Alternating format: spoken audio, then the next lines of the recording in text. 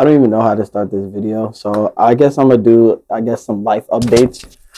As you can see, I got a mic right here. Yeah, I got money now. You know, I'm like one of those cool YouTubers. um, yeah, that's all it is for my life update. I'm kind of just chilling for the most part, but yeah. What's going on, guys? It's CurryVisuals here. I am a sports photographer and videographer. As you can read by the title, the reason why I'm making this video is because so many people have been wondering, how do I get my videos to be the quality that it is? How do I color it the way that it is? And honestly, it's because I'm him. Like, I'm just him. I'm that guy. Like, you can't, I don't know, you just can't, be on a level with me. You feel me? In all seriousness though, in today's video, I'll be talking about how I color grade and the settings that I put into my camera to color grade. So the first thing that we're gonna start off with is the picture profile. Now, for a lot of Sony video users, there's something on the camera called a picture profile, and it goes in between Cine 4, Cine 2, Cine 3, S-Log and Hyperlog Gamma. Now, the picture profile I use is Hyperlog Gamma. Reason being is because I get the most dynamic range when it comes to that, as well as the ISO being as low as 125. And if you know anything about ISO, the lower your ISO is, the better. So honestly, HLG3, it was a no-brainer for me.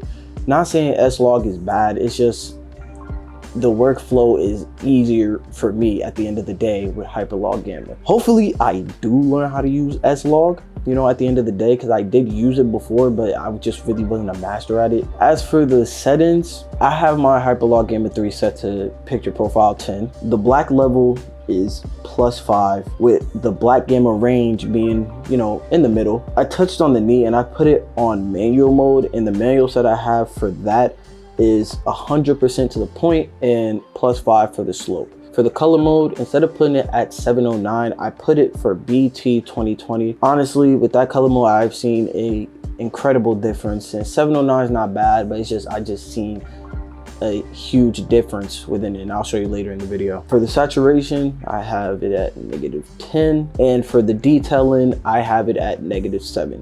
So that's what I have my picture profile at. And just getting into why I put the saturation down to -10 is because it gives it more of, that S-Log feeling in a sense.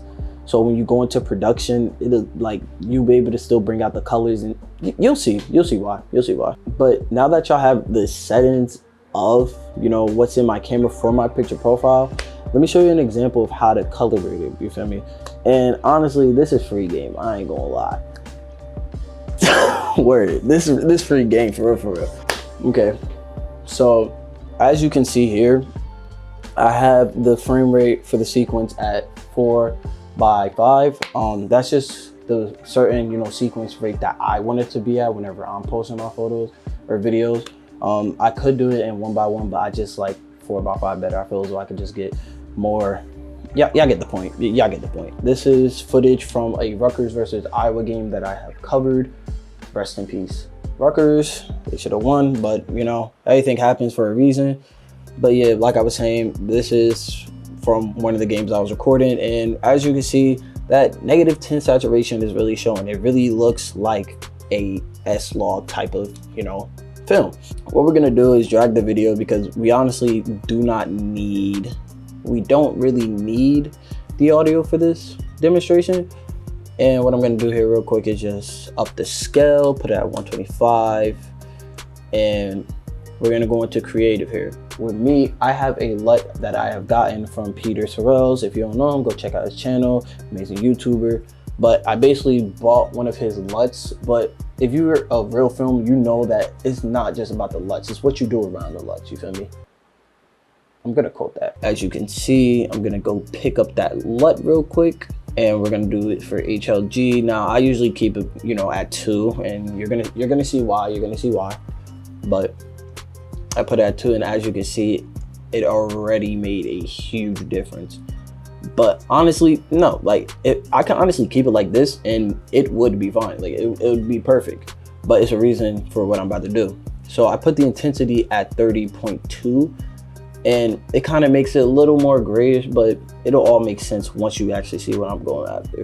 So Here is the RGB curves. I call it S curves because of what I'm gonna do now. Right here, I don't really know the terminology of this. I believe it is the shadows.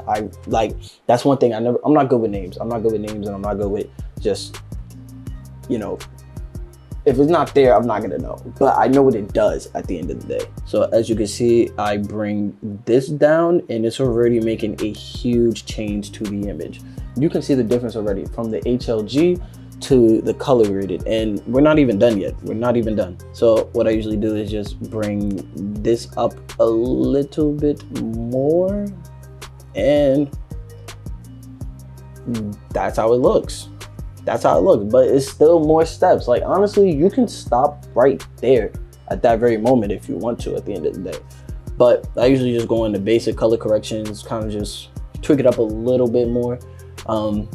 Just work on the blacks a little bit. I think it's already a good enough white in there, so I guess I'll bring that down a little bit. The highlights I usually bring down a lot. Like, I always crank that John down. And when it comes to the shadow, I also bring it down, but not by too much, because that's what the highlights was for. The contrast, it's honestly your preference. Personally, I bring it down because I always bring down the exposure by -0.1. Or no, in this case, we're gonna do 0.5 to see how that looks. And this is how it looks. This is HLG3 before color graded, and this is HLG after color graded. Now we can do another example here. For the sake of the video, I'm just gonna copy and paste the attributes, and honestly, that's like a very quick way for me to get through, you know, tedious editing, if that makes sense. So this is people from one of the Iowa teams, and as you can see right here, it's not color graded yet. Even though the color mode on Premiere Pro makes it look like it's not color graded yet. So we're gonna go into the effects control. We're gonna put the scale at 125, and we're just gonna copy that and paste it. And you can see the difference already. This is the difference between HLG3 color graded and not color graded. Now, y'all kind of getting a feel as to why I picked HLG3, because it's just so easy to just color grade with. It really still gives you that, you know, film look that you're desiring. I would honestly recommend this to anybody trying to learn how to color grade. If you're an up and coming videographer and you're just looking on how to learn how to color grade or just learn different picture profiles, I definitely recommend HLG3. It is the easiest to actually color grade with based off of my personal experience. And personally, I really feel as though I'm gonna, you know, stay on this picture profile for as long as I can, either until they make a new picture profile or I just learn how to use S-Log at the end of the day. So I know I said that I don't like using S-Log because it's harder to color grade. Well, as you can see, I'm using S-Log now. I did learn how to use it. If you want to see a more in-depth video of how I learned how to use it and my settings for that, get this video to 20 likes, and yeah. I hope you enjoyed today's video. This video, it was probably one of my, you know, quicker ones at the end of the day. Hopefully y'all use these settings, and if you don't, well, then you're just not him. You feel me? You're not gonna be him unless you use my settings at the end of the day. But on a serious note though, stay blessed, get some rest, drink your water, get that check. We out.